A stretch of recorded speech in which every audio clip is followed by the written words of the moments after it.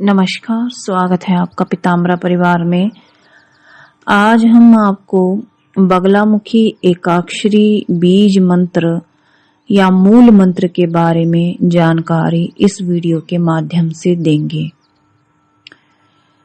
माँ बगलामुखी के बहुत सारे मंत्र हैं और बहुत सारी साधनाएं उनकी प्रचलित हैं, लेकिन मुख्य रूप से कुछ एक साधनाएं हैं जो बहुत सारे लोगों के बीच में लोकप्रिय हैं और शीघ्र सिद्ध होने वाली भी हैं।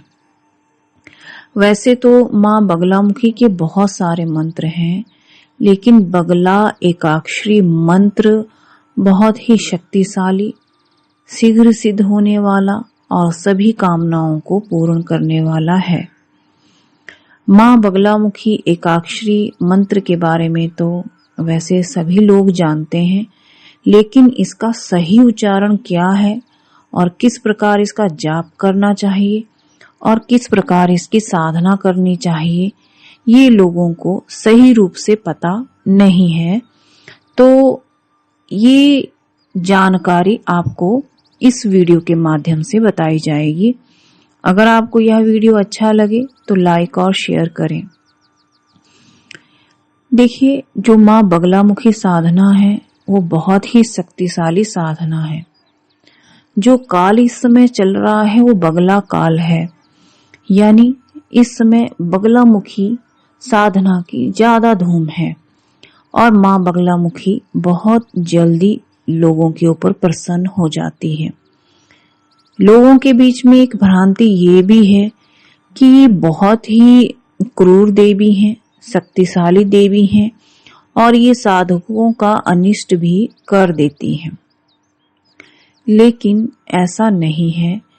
बगलामुखी मैया की साधना आप अलग अलग तरीके से कर सकते हैं। ये निर्भर करता है कि आप कौन सी पद्धति से माँ बगला साधना कर रहे हैं।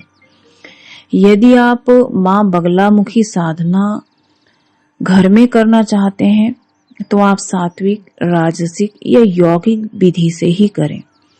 जो माँ बगलामुखी की तामसिक साधना करना चाहते हैं वे एकांत स्थान, पर्वत, पहाड़, शमशान इत्यादि में कर सकते हैं।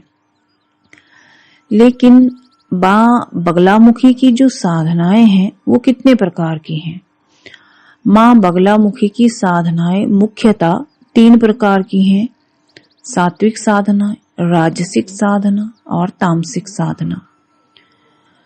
जो शीघ्र सिद्ध हो जाती है और जिसमें साधक को जान का खतरा भी बना रहता है और जिसको करने से कई बार साधक की जान भी चली जाती है या साधक पागल भी हो जाता है, वो साधना तामसिक विधि से होती है। ये साधना शमशान में, पर्वत या पहाड़ या नदी तीर पे की जा सकती है। तो इन साधनाओं की जानकारी यानी कि तामसिक साधना की जानकारी पीताम्बरा परिवार में नहीं दी जाती है, इसलिए हम इस विषय को यहीं पर क्लोज कर देंगे। बात आती है सात्विक और राजसिक साधना की। जो लोग भगवती की कृपा चाहते हैं, शत्रु विनाश चाहते हैं, धन लाभ चाहते हैं, उच्च पद प्राप्त करना चाहते हैं, भगवती की कृपा चाहते हैं, कोर्ट केस में विजय चाहते हैं और आकर्षण स्तंभन शक्ति को प्राप्त करना चाहते हैं और उच्चाटन शक्ति, वशीकरण शक्ति प्राप्त करना चाहते हैं, उन लोगों को धन, वैभव, मान सम्मान, सुख और वर्चस्व प्राप्त करने के लिए राजसिक साधना करनी चाहिए माता बगलामुखी की। लेकिन जो लोग मोक्ष प्राप्ति चाहते हैं, बगला लोक को जाना चाहते हैं, बगला की विशेष कृपा चाहते हैं, या जो माता और पुत्र या माता या पुत्री का जो रिश्ता चाहते हैं भगवती के साथ, भगवती का अटूट प्रेम चाहते हैं और कोई आभिचार कर्म नहीं करना चाहते, सुख सौभाग्य भगवती की कृपा के लिए, भगवती लोक के लिए, स्वर्ग के लिए, मोक्ष के लिए, भगवती दर्शन के लिए जो साधना करना चाहते हैं उन्हें सात्विक साधना ही करनी चाहिए। मुख्य रूप से हमारे पास जो लोग आते हैं पीताम्बरा परिवार से दीक्षा लेने के लिए, उनका एक प्रश्न रहता है कि हमारी कोर्ट केस की समस्या है, किसी का प्रश्न रहता है कि घर में वाद विवाद है, प्रॉपर्टी का बंटवारा नहीं हो पा रहा है, शत्रु परेशान कर रहे हैं, या जहां पर वो काम करते हैं वहां पर उनको उचित मान सम्मान नहीं मिल पाता है, या कई बार घर पे भी नहीं मिल पाता है। कई बार स्त्रियां ये प्रश्न भी करती हैं कि हमारे पति हमें प्रेम नहीं करते हैं, हमसे दूर रहते हैं, या हमें जलील करते हैं, सम्मान नहीं देते हैं। तो ऐसी स्त्रियों को मां बगलामुखी की राजसिक साधना करनी चाहिए। अब बात करते हैं कि बगलामुखी एकाक्षरी मंत्र साधना कैसे करें। वैसे बगला जी के बहुत सारे मंत्र हैं, लेकिन सबसे उत्तम और जो प्राण स्वरूप मंत्र है वो मां बगलामुखी का एकाक्षरी बीज मंत्र है। बीज मतलब एक ऐसे पौधे की आप नींव रखते हैं एक बीज से, कि जिसका जाप करते करते आप अपने साधना के समस्त सुख प्राप्त कर लेते हैं, यानी एक बड़ा वृक्ष एक बीज से बन जाता है। जो मां बगलामुखी का बीज मंत्र है वो समस्त कामनाओं को पूर्ण करने वाला है। इसकी अनेक भ्रांतियां भी प्रचलित हैं। लोग बोलते हैं कि इसका उच्चारण हरलिम, हलिम या हलीम या इस तरह से होना चाहिए, लेकिन इसका जो सही उच्चारण है वो हलिम है, और यही उच्चारण प्रचलित है। लेकिन कुछ एक मंत्रों में इसका हरलिम रूप से भी उच्चारण होता है। लेकिन यदि आप बगलामुखी एकाक्षरी बीज मंत्र साधना कर रहे हैं तो आपको इसका उच्चारण हलिम ही करना चाहिए। इसका जब आप साधना करें तो आपके पास सबसे पहले सिद्ध हल्दी माला होनी चाहिए, मां बगला जी का सिद्ध यंत्र होना चाहिए, पीला ऊनी आसन होना चाहिए, मां बगलामुखी की एक प्यारी सी प्राण प्रतिष्ठित मूर्ति भी होनी चाहिए, ताकि आप अच्छे से साधना कर सकें। इस मंत्र का जो विनियोग मंत्र है वो है ओम अस्य श्री बगलामुखी एकाक्षरी बीज मंत्रस्य श्री ब्रह्मा ऋषि गायत्री छंदः श्री बगलामुखी देवता लम बीजम हरिम शक्ति ई कीलकम श्री बगलामुखी देवतांबा कृतये जपे विनियोगः। दाएं हाथ में जल लेकर के आपको ये मंत्र बोलना है, यानी विनियोग मंत्र बोलना है, और जल पृथ्वी पर छोड़ देना है। ये जो आपका मंत्र है, इसके जो ध्यान मंत्र हैं वो दो तरह के हैं। आप दोनों में से कोई एक ध्यान मंत्र पढ़ सकते हैं। ध्यान मंत्र है पीतवर्णा मुदा घूर्णा समीपीन पयोधराम चिंतयेद बगला देवीम स्तंभनार्थ धी देवताम। ये मंत्र आप पढ़ें और मां भगवती बगलामुखी का ध्यान करें। हाथों में फूल लेकर के, फूल आपको इसमें पीला ही इस्तेमाल करना है। उसके बाद आपको बगलामुखी कवच पाठ जरूर कर लेना चाहिए। देखिए, या आप बगलामुखी कवच धारण कर लीजिए, यदि कवच नहीं है आपके पास तो आप बगलामुखी कवच का पाठ कर सकते हैं। फिर बगलामुखी सहस्त्र नाम का आप पाठ करें।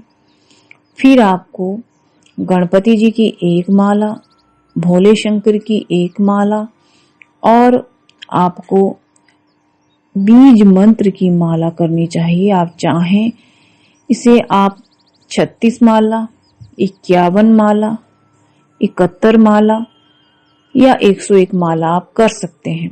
ये आपके सामर्थ्य पे निर्भर है कि आप एक समय में कितनी माला करेंगे। आपको 36 माला मिनिमम कर लेनी चाहिए। जो एकाक्षरी बीज मंत्र है, जब इसकी 4 लाख से 6 लाख के बीच में जब संख्या हो जाती है तो आपको इसके अनुभव तथा सिद्धि के लक्षण नजर आने शुरू हो जाते हैं। लेकिन मां बगलामुखी का एकाक्षरी बीज मंत्र 36 लाख जप करने पर ही सिद्ध होता है।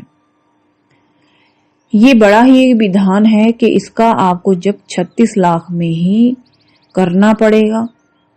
इसका 36 लाख जप करने के साथ साथ आपको इसका दशांश हवन, तर्पण, मार्चन और आपको कन्या भोग भी कराना पड़ेगा। आप ब्राह्मण भोग भी करा सकते हैं, कन्या भोग भी करा सकते हैं, या आप किसी अनाथ आश्रम में भी दान दे सकते हैं। कन्या को जो आप भोग कराएं या भोजन जो कन्या को दें वो मीठा दें, पीले रंग का हो तो अति उत्तम रहे। कन्याओं को उनकी रुचि के अनुसार आप चूड़ियां, बिंदी या जो भी कपड़े या ड्रेस उनका देना चाहते हैं तो दे सकते हैं। पीले रूप में रहें या पीले रंग के रहें तो ज्यादा अच्छा है। इस साधना में आप ऋषि आदि न्यास, कर न्यास, अंग न्यास करना अनिवार्य नहीं है, लेकिन यदि आप करना चाहते हैं तो आप कर सकते हैं। एक बात याद रखें कि जो बगलामुखी मंत्र साधना है इससे आपके समस्त शत्रुओं का स्तंभन होता है, कोर्ट केस में विजय होती है और मां बगलामुखी की कृपा बनती है। आप इसको सात्विक, राजसिक, यौगिक 3 विधियों से कर सकते हैं। यदि आपने तामसिक विधि से करना है तो आप हमारे पीताम्बरा परिवार में संपर्क ना करें। यदि आपने राजसिक और सात्विक विधि से करना है तो आप हमारे पीताम्बरा परिवार में संपर्क कर सकते हैं। अनुदान का नियम पूरा करके दीक्षा ले सकते हैं। चाहे तो इसकी अभिमंत्रित सामग्री जैसे सिद्धमाला, सिद्धासन भी मंगा सकते हैं। दूसरी बात ये है कि जो मां बगलामुखी साधना है वो शीघ्र फलित होती है। इसमें कोई दूसरा विचार नहीं हो सकता है, बशर्ते आप अच्छे से मेहनत करें, भगवती से अच्छे से जाप करें, भगवती का ध्यान अच्छे से करें और भगवती के प्रति आपके मन में प्रेम हो तो। साधना में कुछ बेसिक नियम भी हैं। नियम ये हैं कि साधना के समय भूमि शयन करना है, ब्रह्मचर्य पालन करना है, स्वपन दोष इत्यादि नहीं होना चाहिए। साधना में शुद्धता का विशेष ध्यान रखना है। भोग के रूप में पीली वस्तुएं ही मैया को अर्पित करनी है और आपको पीले वस्त्र, पीला ऊनी आसन यानी पीले रंग का ही अत्यधिक आपको उपयोग करना है। आपको माता को इस प्रकार से प्रेम अपना दिखाना है कि मैया आप ही हो और आपके बिना कोई दूसरा नहीं है। भगवती की कृपा सबके ऊपर बनती है। माँ बहुत दयालु है।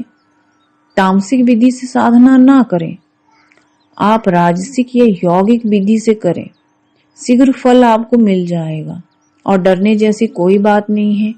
देवी को माँ जाने, उनकी सेवा करें, जाप करें। ना आप साधना कर पाए तब भी आप दीक्षा लेकर डेली उनकी माला, मंत्र जाप कर सकते हैं। इससे भी आपके जीवन में बहुत फर्क महसूस आपको होगा। समस्याएं खत्म होंगी, भगवती की कृपा होगी। और वैसे भी आपको अपने बच्चों को अपनी देखरेख में, यदि 18 वर्ष से अधिक के हैं तो अपनी देखरेख में, अगर 18 वर्ष से ज्यादा हैं तो वो अपनी इच्छा से दीक्षा ले सकते हैं।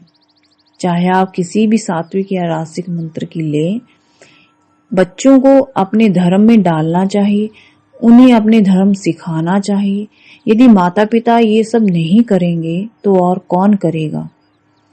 हमारे बच्चों को जो संस्कार हम देते हैं, जो हम नित्य व्रती करते हैं, उन्हीं चीजों को बच्चे जो हैं फॉलो करते हैं। बच्चों को अपने धर्म की जानकारी आप दें। माता पिता होने के कारण ये आपका ही फर्ज है। यदि आप सभी को यह वीडियो अच्छी लगी हो तो लाइक और शेयर करें। धन्यवाद।